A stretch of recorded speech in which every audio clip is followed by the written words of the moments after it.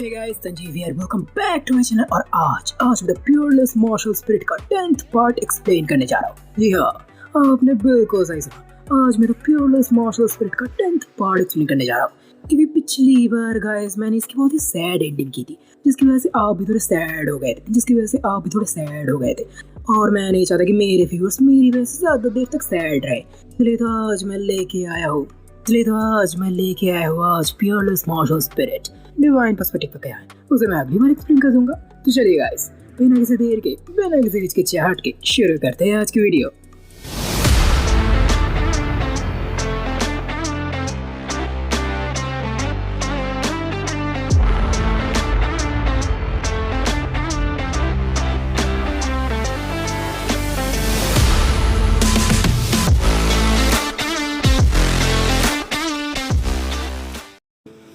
तो गाइस, पिछले पार्ट के आखिर में हम सभी लोगों ने देखा था जब यूनर मैडम की सांसें रुक जाती है तब तो अपने फैंग भैया पूरी तरह से टूट जाते हैं। इस वक्त उन्हें अपने अंदर गुस्सा, दुख, निराशा सब कुछ महसूस हो रहा था क्योंकि वो फिर से मास्टर की तरह किसी अपने को और खोना नहीं चाहते थे।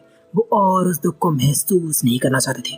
इसलिए इस वक्त उनका दिमाग बहुत ही तेजी से दौड़ रहा था। वो सोच रहे थे कि आखिरकार कैसे वो यूनर मैडम को बचा सकते हैं। उसी वक्त उन्हें कुछ याद आता है। वो तुरंत यूनर मैडम के सभी हर्ब्स के बीच ढूंढने लगे और तभी उन्हें मिल जाता है जिंक्सिंग प्लांट, एक ऐसा चमत्कारी हर्ब जो मरते हुए इंसान को भी जिंदा बचा सकता है। इसलिए बिना कोई वक्त गवाए फैंग भैया तुरंत ही उस जिंक्सिंग प्लांट को निचोड़कर उसके रस को यूनर मैडम को में डालने लगते हैं, जिससे कुछ ही पलों बाद उसके चमत्कारी असर दिखने भी लगते हैं। यूनर मैडम की रुक चुकी नर्स फिर से धीरे धीरे चलना शुरू हो जाती है, जिसे देखते ही फैंग भैया के मन में एक ऐसी सुकून की लहर उठती है जिसे वो शब्दों में बयान नहीं कर सकते। इसलिए वो जल्दी से जल्दी पूरे के पूरे उस जिंक्सिंग हर्ब को यूनर के मुंह में निचोड़कर देने लगते हैं।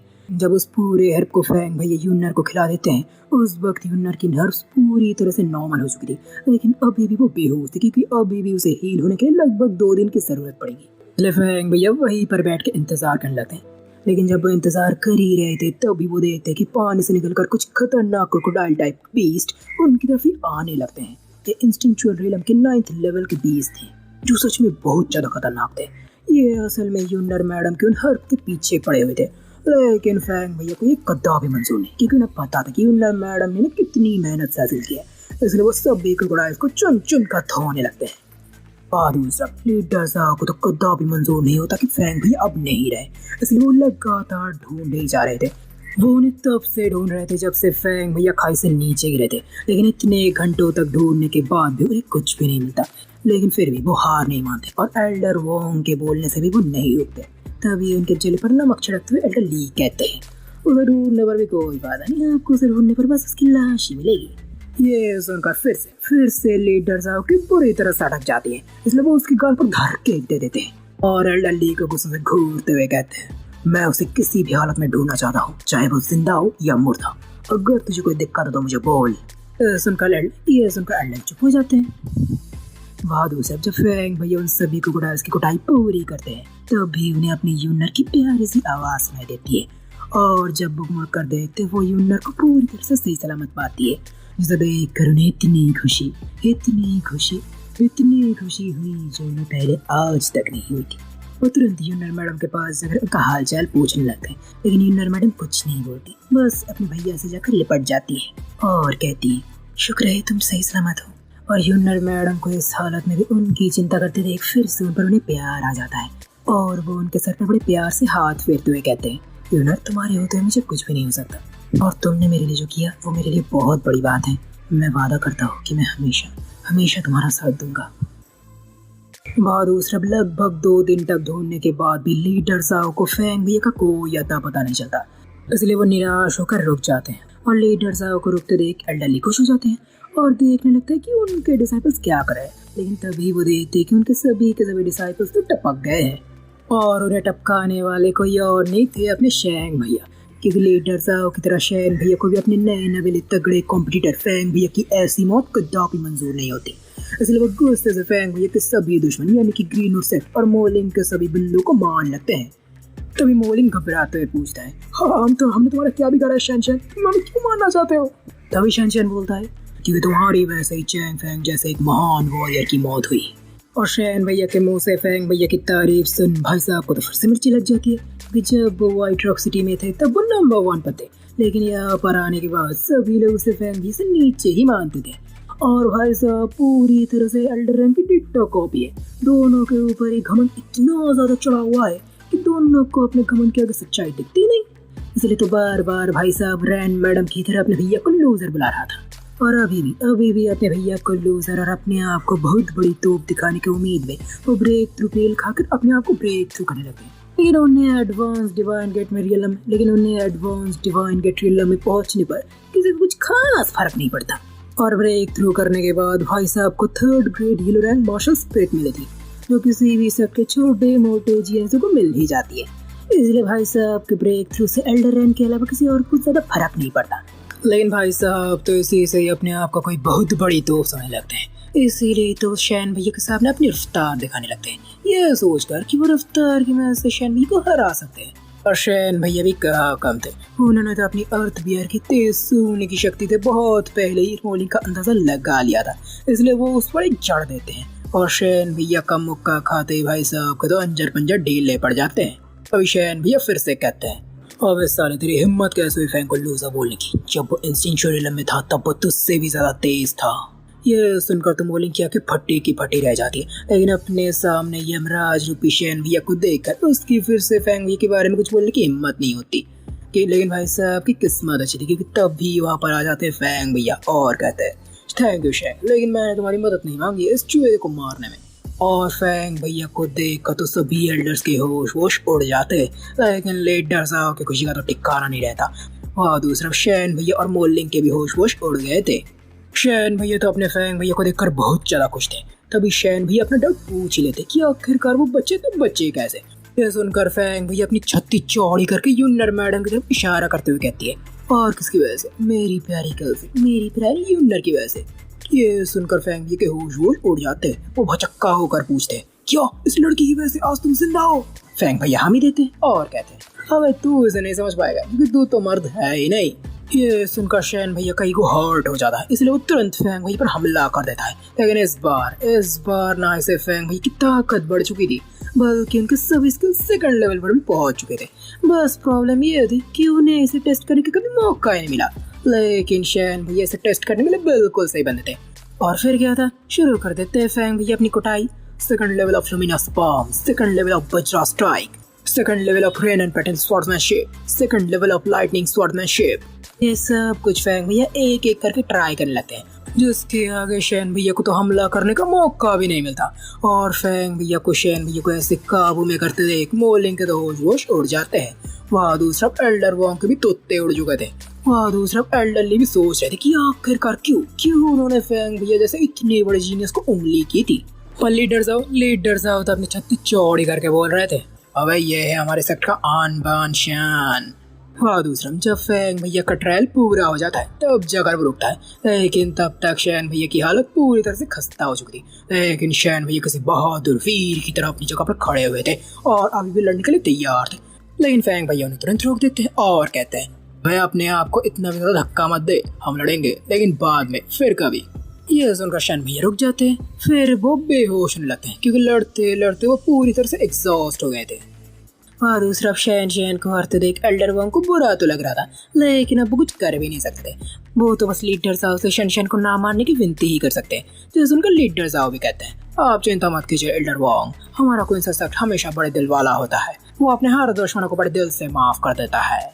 ये सुनकर एल्डर वॉन्ग लुट्टे पिटे एल्डरली की तरफ देखने लगते हैं और मन ही मन सोचते हैं, हाँ बड़े दिल वाले लोग हैं आप।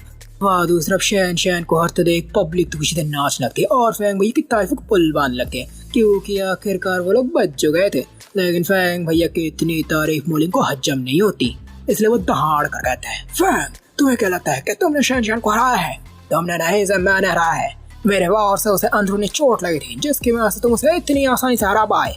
असल बात तो है कि तुम नहीं बल्कि मैंने ही उसे हराया है। और ये सुनकर सभी पब्लिक और देखने वाले सभी एल्डर्स तो मोलिंग को आके फाड़ फाड़ कर देखने लगते हैं। वो समझ गए थे कि शैन भैया के मुक्के से जरूर भाई साहब के दिमाग में बहुत बड़ी चोट लग गई है। लेकिन अपने फैंग भाई तो बड़े शांत थे क्योंकि उन्हें पता था कि मोलिंग कितना बड़ा बेशर्म है, इसलिए वो बड़े आराम से कहता है, मोलिंग कुछ योद्धा होते हैं जो अपने नए लेयरम में जाते समय थोड़े बहुत इंजर्ड हो जाते हैं।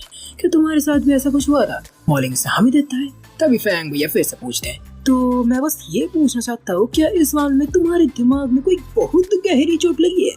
मॉलिंग इसमें भी हामी देता है। लेकिन अगले पल भाई साहब को एहसास होता है कि भाई साहब क्या बके जा रहा है, इसलिए वो तुरंत दहाड़ते हुए पूछता है, फैंग क्या तुम मुझे अकल से पैदल बोलना चाहते हो? तभी फैंग भैया कहते हैं, अरे हाँ भाई हाँ, तू तो खुद ही अपने आप को बहुत अच्छे से पहचान गया।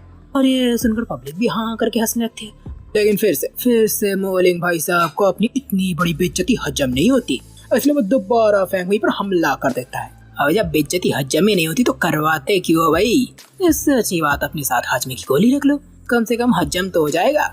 लेकिन नहीं, भाई साहब तो अपने आप को हमेशा कोई बहुत बड़ी तोप समझ लगते हैं, इसीलिए तो तुरंत ही वो फैंग भैया पर हमला कर देता है। लेकिन फैंग भैया फिर से उन पर कोई ज्यादा भाव नहीं देता और उन पर बस एक धक्के दे देते हैं। शैन भैया के मुक्के से तो उनके अंजर पंजर ढीले पड़ गए थे, लेकिन फैंग भैया के मुक्के से तो उनका हिल जाता है पूरा सिस्टम। डर के मारे वो जाते हैं पूरे के पूरे जम, क्योंकि वो डिवाइन के ट्रेलर में होने के बावजूद फैंग भैया के मूव को देख भी नहीं पाए थे। लेकिन दूसरा फैंग भैया तो इस बेशरम कुत्ते से परेशान हो गए थे, इसलिए उन्होंने सोच लिया कि अब इस कुत्ते को टपका के ही वो आगे बढ़ेंगे।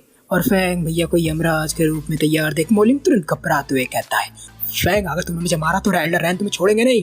और एल्डन रायन का नाम सुनते फैंग भैया रुक जाते हैं और वापस जाने लगते हैं। भाई साहब को लग रहा था कि अपने भैया रायन मैडम से डर मर गए, लेकिन भाई साहब को क्या पता कि अपने भैया ने तो सोच लिया था कि वो इस कुत्ते को उस कुतिया के सामने ही मारेंगे, जिससे वो कुतिया अपने आप को पूरी तरह से होपलेस महसूस करे। वहाँ दूसरा जाते समय यूनर मैडम फैंग भैया से पूछते हैं, फैंग क्या तुम उसे ऐसे ही जिंदा छोड़ने वाले हो? तो फैंग भैया भी अपना सारा प्लान बताती है। यूनर मैडम को भी इसमें कोई ऑब्जेक्शन नहीं था।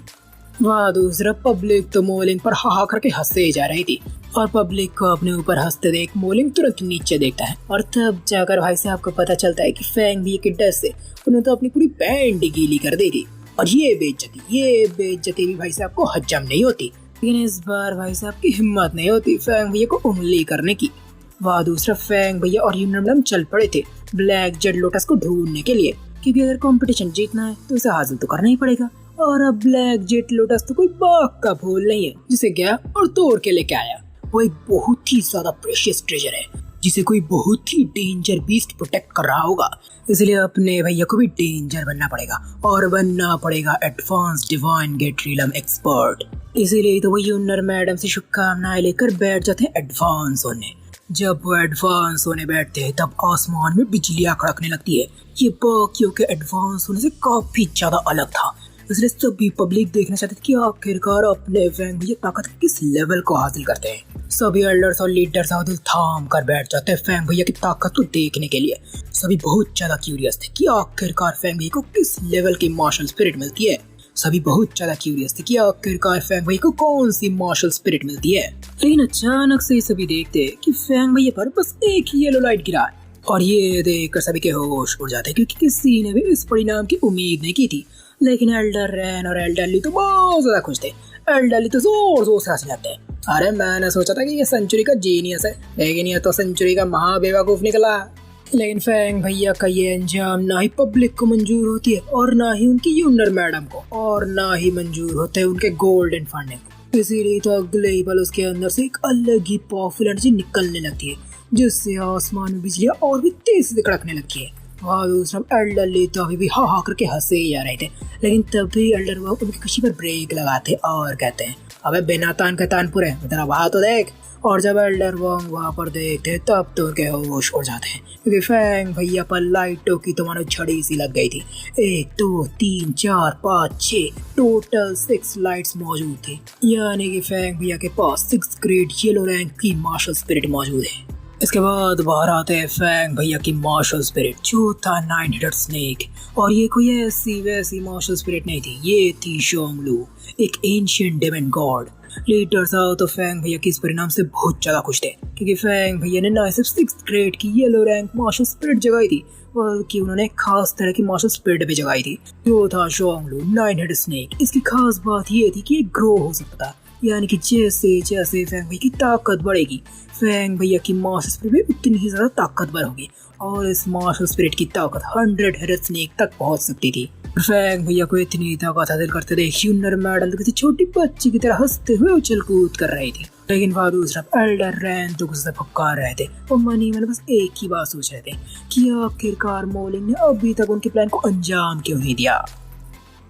तो गाइस किस प्लान की बात कर रहे हैं एल्डर रैन? क्या फैंग भैया अपनी नई ताकत से एल्डर रैन की साजिश से बच पाएंगे? जानने के लिए देखते रहिए आप मेरी इस कहानी तो पियरलेस मार्शल स्पिरिट। गाइस मेरी वीडियो अगर आपको थोड़ा सा ही पसंद आता तो प्लीज आप मेरी वीडियो को एक लाइक शेयर और सब्सक्राइब जरूर कर देना। तो चलिए गाइस आज के लिए विदा लेता हूं आपसे।